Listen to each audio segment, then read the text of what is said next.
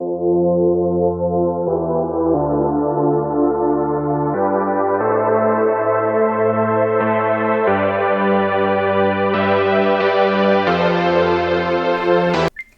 there, it's Stephanie Shea, Chief Astrologer for janspiller.com with your October Astrological overview.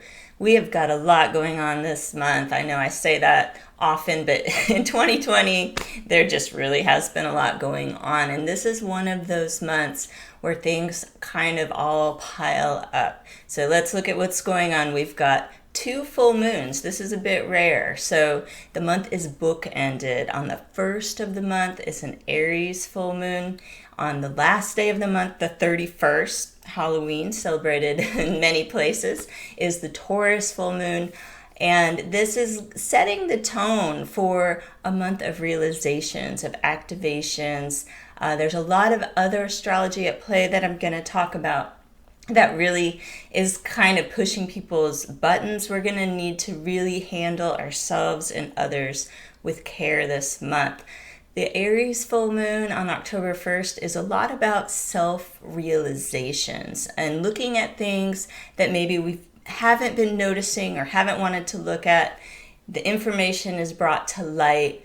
The thing to try to avoid at this Aries full moon is to point the finger at someone else, because really we're getting a big mirror held up to ourselves, and the things that we think someone else is doing to us is likely more coming from within and things that we need to change about ourselves. This is particularly amplified by Mars right now because Mars is traveling retrograde in the sign of Aries, and that is also encouraging that self-reflection, but in a retrograde position, in a sign like Aries that tends to want to do something. It's a bit of an aggressive expression of Mars and Aries.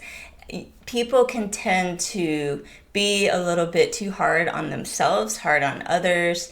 The idea with this Aries full moon October 1st is not to beat yourself up if you have a realization, but it is to gently steer yourself towards a better way to do things. Aries is all about doingness. And there's kind of a frustration this month with Mars retrograde because we're not really scheduled to move forward with anything new at this time. Yet there's a lot of impulse to want to make a big change and do something. We have to really channel this energy carefully and mindfully, and you can get things done, especially when you are focusing on the past and dealing with things that have needed to be addressed. There will be an extra energy level, especially right around the first of the month, extra motivation. You might as well use this to do those tasks that you haven't wanted to do. That will lighten your load. It will make you feel a lot better and prepare you for when the time is right for new beginnings, which will be later in mid-November. So that's the scoop on the beginning of the month. What we're also going to be working with on top of this Mars retrograde is a Mercury retrograde cycle. Now, Mercury goes retrograde more frequently. Mars retrograde is about every 2 years. Mercury retrograde is 3 to 4 times per year. People are a lot more used to that. Mercury retrograde has a lot to do with our communications. It has to do with technology, transportation, getting from A to B. Mars retrograde is more about what fires us up, our passion, our ambition, our anger. So you can see there's slightly different spin on these 2 interplanet retrogrades, but both of them require us to look within and to do some cleanup work. Mercury retrograde is going to be in Scorpio, which is all about the things we don't want to do. Scorpio wants to get to the root of a problem. It doesn't care if it's messy. In fact, it will be. And it's time to really clean some house, metaphorically, in your own psyche, in the way that you are approaching things, in the way you want to relate to other people. Scorpio is a relationship sign, and by the end of the month, on the 27th, Mercury will have retrograded all the way back to the sign of Libra, which is also a partnership themed sign. So you can get the sense here that this month is key to rebalancing our relationship with others. When Mercury goes back into Libra on the 27th, it's going to form a conjunction with Venus. This will actually be helpful. So even though we're right in the middle of retrograde chaos, this Venus conjunction, I think, will help us remember what we need to feel good. Venus is about the things that bring us pleasure, the things that we can do to help other people feel good, especially in the sign of Libra. If you need to do some renegotiating of an agreement, if you wait till around the 27th or after, I think you'll have a little better success because people will be a bit more compromise-minded.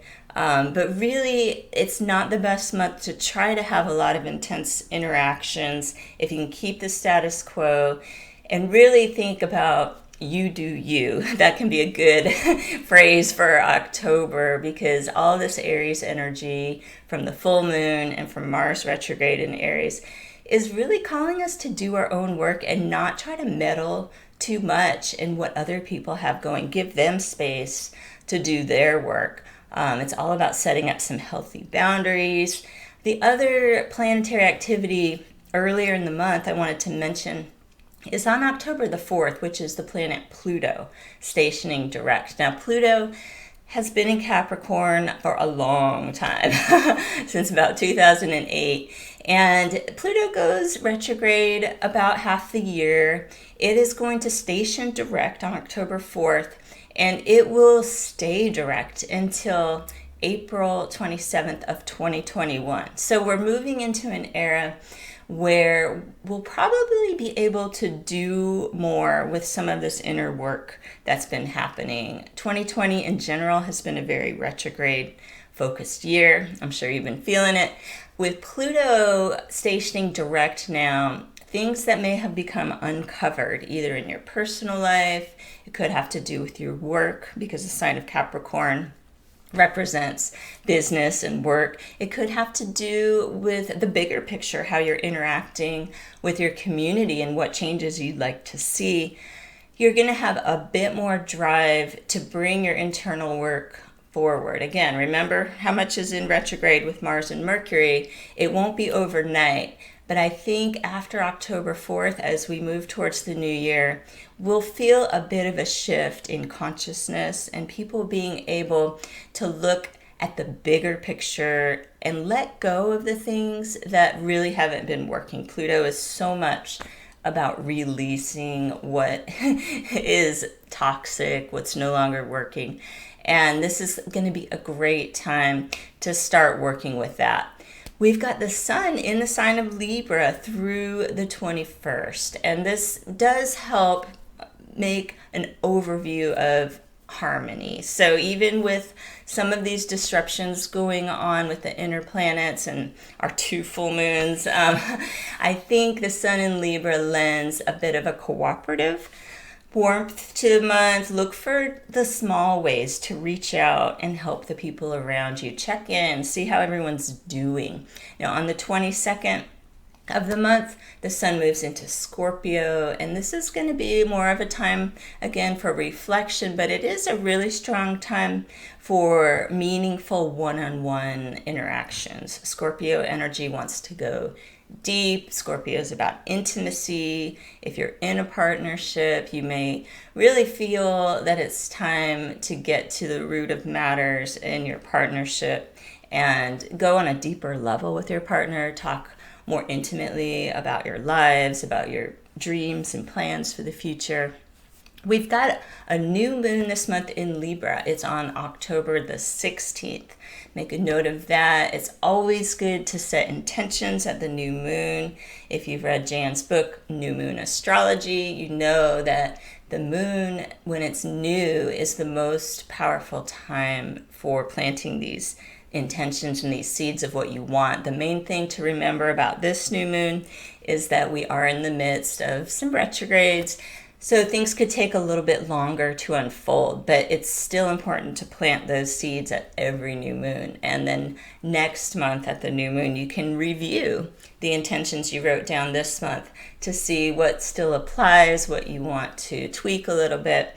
And we'll be ready to move forward by the end of the next month. I'm happy to report. And this is the October forecast. So if you're watching this in September, no. Next month means November. Now, the Libra new moon is excellent time to set intentions related to partnership, to anything to do with negotiations or agreements, anything to do with marriage, friendships, really relationships of all kinds, and also creating a sense of fairness and equity. So those are some great Libra new moon intentions. I'll close out with our full moon in Taurus on the 31st. This is a pretty big deal. As I said, it's the second full moon of October. It's on Halloween, which is celebrated many places in the world, which can kind of be a rowdy holiday sometimes. And this full moon is amping up the energy. Plus, it's conjunct the planet Uranus, which is all about rebellion and kind of stirring things up. Plus, here in the United States, we'll be a couple days away from our elections. When I saw this astrology, I was joking with KJ Atlas, a contributing astrologer, and I said, what could possibly go wrong? A full moon conjunct Uranus on Halloween, right near the elections. Anyway, that's my astrology humor on that one. It doesn't mean necessarily pandemonium, but it does mean in your personal life, take extra care. Don't take unnecessary risks. Definitely don't engage with high drama situations because people are going to be more likely to take things to extremes at this full moon. The Taurus full moon is all about security. So at the baseline of all the activity that might happen at this full moon is a lot of people feeling that their security is threatened. And that's a rational need, but I think this full moon can bring out irrational actions and behaviors.